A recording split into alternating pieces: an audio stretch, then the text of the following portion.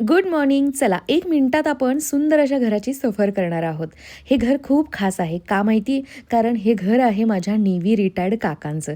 आणि आता तुम्ही समजू शकता, जेव्हा माणूस देश सेवेमध्ये असतो तेव्हा त्यांची पोस्टिंग जिथे होईल तिथे त्यांना जावं लागणार. त्याचमुळं काकीचं एक स्वतःचं घर असावं हे जे काही स्वप्न होतं ना, ते आत्ता साकार झालंय आणि पुण्यामध्ये सुंदर असं त्यांनी हे घर घेतले. हे घर घेतानाच बिल्डरनी छान अशी ही देवघरासाठी जागा दिलेली होती, जिथे इंटेरियर करून अजूनच सुंदर असं मंदिर बनवण्यात आलंय. ही गॅलरी जी अगदी हिरव्या प्लांट्सनी सजवली.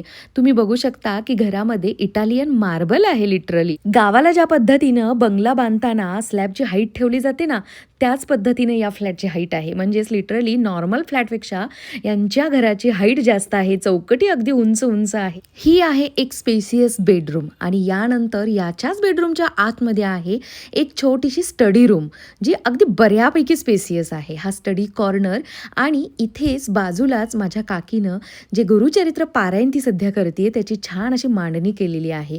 बुक शेल्फ आहे आणि ही जी मेन बेडरूम आहे, मास्टर बेडरूम, इथे तर चक्क वुडन फ्लोरिंग दिले. बघू शकता तुम्ही किती मोठ्या अशा ह्या बेडरूम आहे. प्रत्येक स्त्रीचं स्वप्न असतं की माझं जेव्हा घर होईल ना, तेव्हा ती मी माझ्या इच्छेनं सजवणार आणि त्याच पद्धतीनं काकीनंही तिचं घर छान असं सजवलं आहे. चला बाय.